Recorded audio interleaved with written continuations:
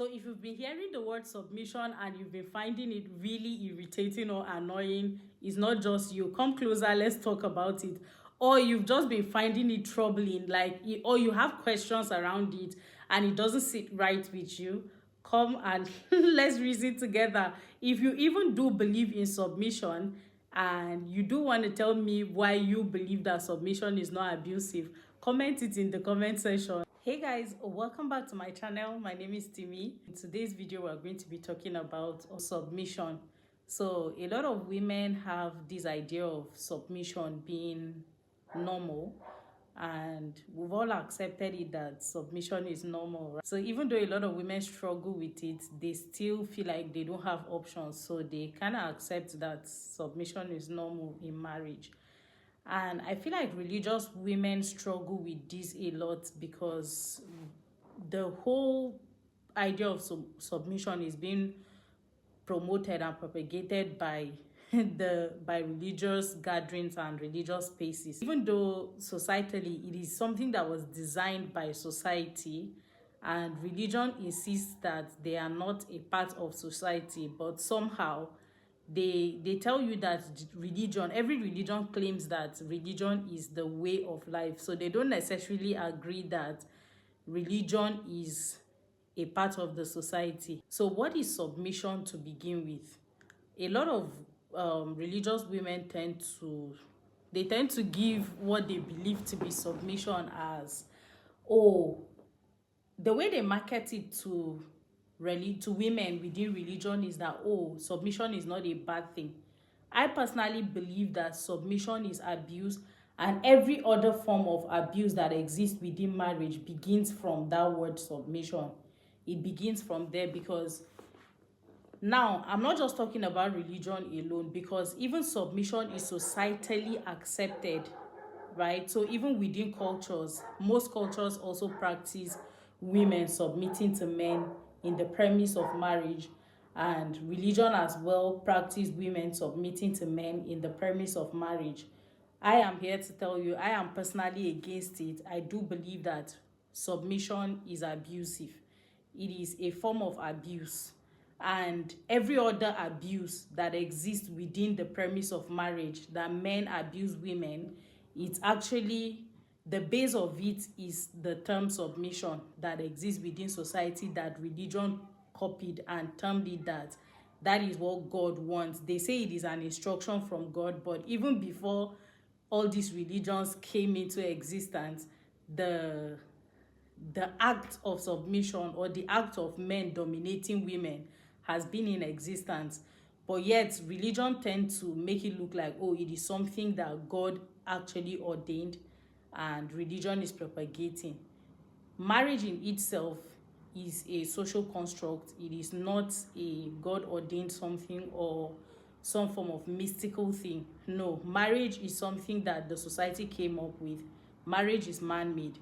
And I know that a lot of religious people will find that very difficult to understand. When people become religious, it makes up a very huge part of them, so much so that anything they do, they have to include religion into it. So they just brought religion into marriage, because the core value of humans, usually, if a person is religious, everything the person believes stems from their religion.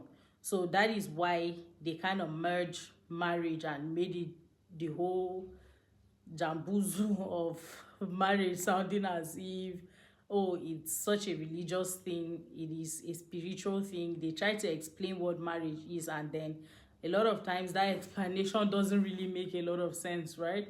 Now, I personally believe that submission is abusive, and here is why. First off, I like to work with definitions, right? And how submission tends to take away autonomy from women. So let's talk about what submission means actually. So, the dictionary defines submission as the action of accepting or yielding to a superior force or to the will or authority of another person. They were forced into submission. That is the example of the usage of the word submission that the dictionary gave. So it is accepting or yielding to a superior force. The fact that you accept submission alone, what you're accepting is that that person is superior to you. So whenever you speak with religious women and they're trying to prove to you, or religious people in general, and they're trying to prove to you that submission is not abuse, I tend to be like, okay, let's check the definition of these words in the dictionary. Then all of a sudden it's like they don't agree with the dictionary anymore, right? So they tend to be like, oh, the dictionary is man-made. But I'm like, the Bible is man-made as well, right? So if whenever they try to prove me, what I want them to know is check the definition of that word. And if that does not still make it for them, we also go ahead to check the synonyms of the word, right? So seeing the synonyms, by synonyms, I mean words that are they have the same connotation as the word submission. So they mean the same or they are very similar in meaning, right? So we have words like yielding, capitulation, acceptance, surrender, capitulation, yielding, resignation, succumbing, defeat. We have words like compliance. We have words like malleability. We have words like manageability, unassertiveness. We have words like non-resistance. We have words like meekness, humility, right? Subservience, right? Subjection, then self-abasement. Now, another one is servility. That's being in service to somebody. Women tend to participate in this thing ignorantly. And I said ignorantly because they accept these things without thinking critically about it, right? So a woman she can pick one of the synonyms of submission and use it to prove to herself that submission does not mean subjugation, and it does not mean subserviency. They will tell you submission does not mean servitude. It does not mean the man is dominating you. But you can literally see it in the dictionary that is what it means, right? So when women begin to question the whole submission and it's becoming very questionable, you have modern pastors or modern preachers teach about the word submission as though it's a good thing, right? So because of modernization, they tend to tell women, oh, it does not really, they bring out some really ambiguous definitions or ambiguous explanation as to why submission is important within marriage. So they will tell you things like, no, submission does not mean subserviency. It means you're in partnership. When you even ask them what does marriage mean, they will tell you marriage is partnership, right? It is a partnership between a man and a woman, and the man is the leader of the relationship, so the wife is expected to be submissive to him. And they will tell you by submission, it does not mean the man should dominate the woman or the woman should be subservient. It just means that within every ship there cannot be two captains. I'm like, who said so? Who said so? Right? So they will just say something like, oh, there cannot be two captains in a ship, there cannot be two pilots on a plane. There are two pilots on a plane, there can be two captains on a ship. And besides, marriage is not a ship, neither is marriage a plane. Marriage, they say, the same people will tell you marriage is a partnership, but the husband has to be the leader. It just means that they try to explain hierarchy as a good thing. I think I'm going to make a video where I talk about hierarchy extensively, right? But they try to talk to you about hierarchy and tell you that, oh, it is just God does not deal with human beings like that. So it's a linear relationship that is a linear hierarchy, that there's God and then there's the church, there's the husband, then there's the wife. It makes no sense anyway. So when they say that, that is just in a bid to cajole you because of modernization. Modernization does not accept dominance. It does not accept somebody oppressing another person.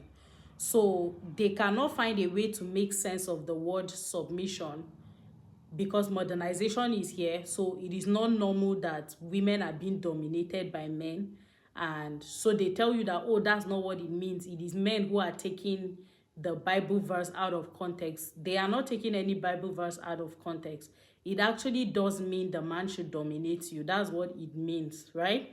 So they will tell you, oh, your men are just taking it out of context.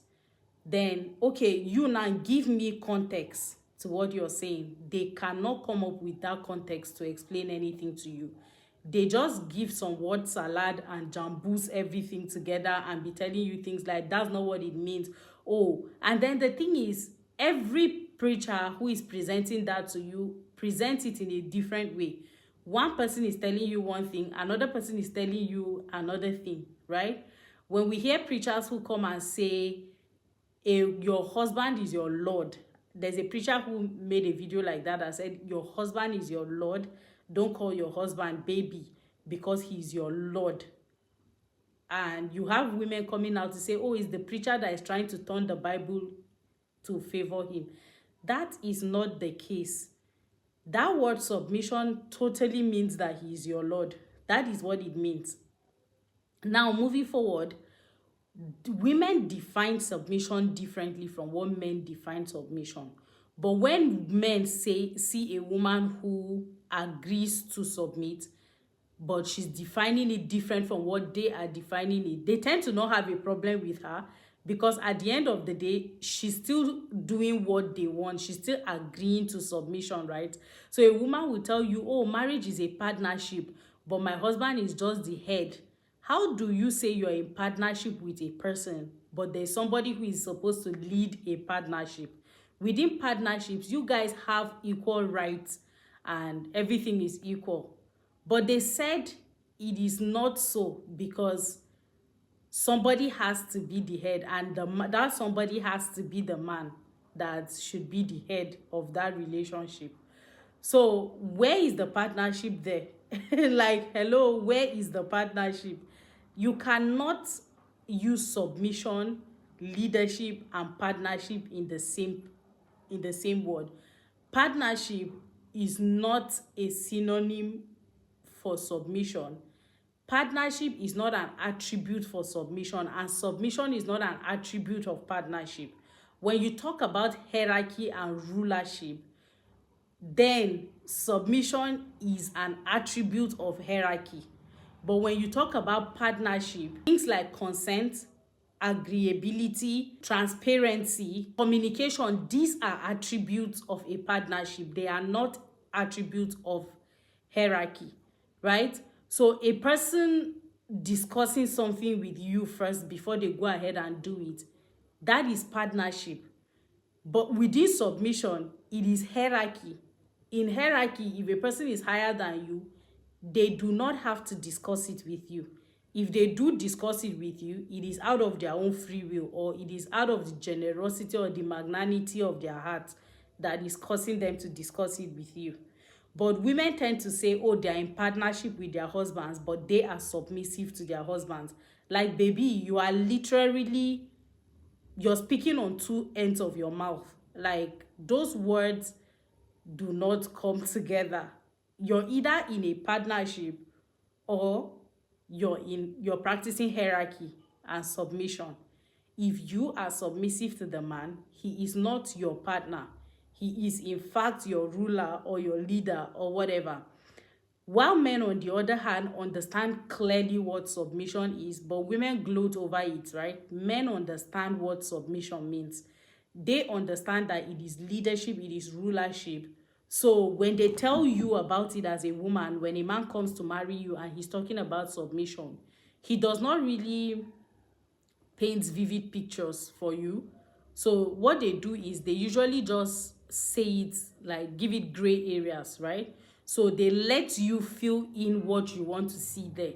But what they want is in their mind. So when you marry them, eventually whatever it is that they want is what they will eventually practice, right?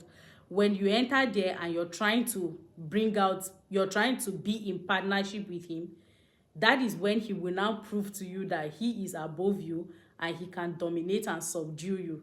So you have women entering marriage and like, oh, the man changed. No, he did not change. At first, you were comfortable with him haunting you. They tell you men are hunters, and you were comfortable with him haunting you into agreeing to submission. And you have agreed to submission, so it is his total will that will be done there, right? So you have women praying. That is why they say, oh, if your husband does not listen to you, go to God in prayer. These things are some of the toxic messages that they preach to women. If you think if you believe you're practicing partnership, if there is something that bothers you, communication with your partner should fix that. And it is just communication. You don't need a third party, not even God. You don't need God to talk to your partner. You should be able to talk to your partner about what bothers you. And if they do care about you and they love you and they care about the relationship that you guys are in partnership with, they should be able to call themselves to check, right? So you have women having requests that they need to ask of their husbands, but they'll be praying. So a lot of times that's how religious women get into religious psychosis, right? Because they believe that they should be praying for the man to change if they have a problem with him, or if he has blatantly refused and he's now oppressing them, or he's being abusive. Then they'll be praying. You have them praying, and it looks like the prayer is not being answered. The prayer will not be answered because nothing can bypass a human's will. There are only two things that can bypass a human's will. The person himself would decide to go against their will. That is one. And then the second thing that can bypass a person's will is the law. And the only reason is because that thing, the person has the fear of punishment. He has the fear of the repercussion of holding on to that will. So those are the things that can bypass a person's will. So it doesn't matter how long you pray for that man that you're married to for him to change. If what he's doing to you is not against the law, he's not going to change. And even if the law is available, if the person also has another will to break that law, right, there is absolutely nothing you can do about it. Now, let's come back to what I mean by submission is abusive. Submission is abusive in the same manner that we believe that slavery is abusive. Because, like I established earlier, what does slavery mean? Okay, so what does slavery mean? The dictionary says slavery is the ownership of a person as property, often for their labor. It is characterized by compulsory work, dehumanization, deprivation of rights. Compulsory work, dehumanization, deprivation of rights, those are what terms something to be a slave, right? So let me check the synonyms of slavery: bondage, subjugation, enslavement, servitude, subjugation. So can you see a pattern? We had things like servitude on submission, we have it in slavery. We had things like subjugation here, we have it in slavery, right? They have similar synonyms or the same synonyms because they are similar words, right? Submission is an attribute of slaves. That is something that somebody who is being enslaved is expected to do, to be submissive to their owner. And they expect that submission, even though it is forced. And in marriage, it looks like the submission in marriage is not forced, but I can. So they tend to make you feel like the difference is that slaves are being forced into doing the things that they do. They are forced into submission, while in marriage it is willful submission. But I can guarantee you it is not willful submission. I can guarantee you that all of them are forced into submission, both the women submitting in marriage and slaves. The only difference is that for slaves, it is overt force. So they can make use of threats to life and literally unalive them and beat them. But when it comes to the submission in marriage, it is covertly enforced on women. That is why they manipulate them by saying, if you don't submit, this man will not love you. If you don't submit, this man will not love you. Even the man himself will tell you. So they manipulate you, and they, not even just manipulation, right? They turn to be abusive, like emotionally abusive. So you have men withholding affection from women to force them into submission. So that is still the use of force. The difference is that one is covert and one is overt. So the one in slavery, slaves are overtly forced into submission, and women in marriage are covertly forced into submission. In fact, there are women in marriage who are overtly forced into submission, because we have women who are being physically abused, like men beat the shit out of them to force them into submission. So it is not even just the covert, is not just, is not for all women. So the covert abuse is the use of covert force to enforce submission on women. The women who even, would I quote unquote, enjoy covert abuse or covert submission are women who maybe they are married to men who the society terms good men, right? So the fact that you are a human being and they're asking you to be subjugated by another human being, it is abuse. That is where abuse starts from. So it doesn't matter if the person is such a great husband to you and he's so nice, as long as you practice this word submission, you are in an abusive relationship. Because even with slavery, we had people who enjoyed slavery because they had good slave masters. So they were slave masters who would do really nice things for their slaves, right? But at the end of the day, did that still make slavery a good thing? No, it was not. It's not a good thing. Will people still, if at the time of slavery, there could have been slaves who, when they were fighting for their freedom, would be like, no, we don't want to fight. We are comfortable where we are. We are comfortable. These people are nice to us.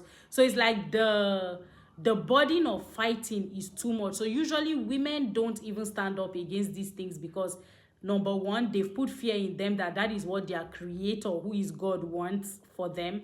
It is, they cannot question God. So that is what God wants, right? That is one fear that they use to hold them down, the fear in religion. Another fear is that if a woman finds a man who sort of provides for her or is nice to her, she doesn't feel the need to fight for her freedom, because quote unquote she believes that she is free, even though whatever it is that she does has to be under the supervision or the agreement of that man. The man has to permit her to go ahead and do it. If not, she does not have the right to do so, right? Then other women, is just like fighting for the freedom is just too much work, and then there's too much danger involved, because it can get to a point where it gets really dangerous. So a lot of them are avoiding that danger. So that is why they cannot fight. So I can guarantee you that submission is abusive. So that, I think we should stop here for now, because I don't want my videos to get too long. This is officially like my first video, like proper. I think I started putting content on this page, right?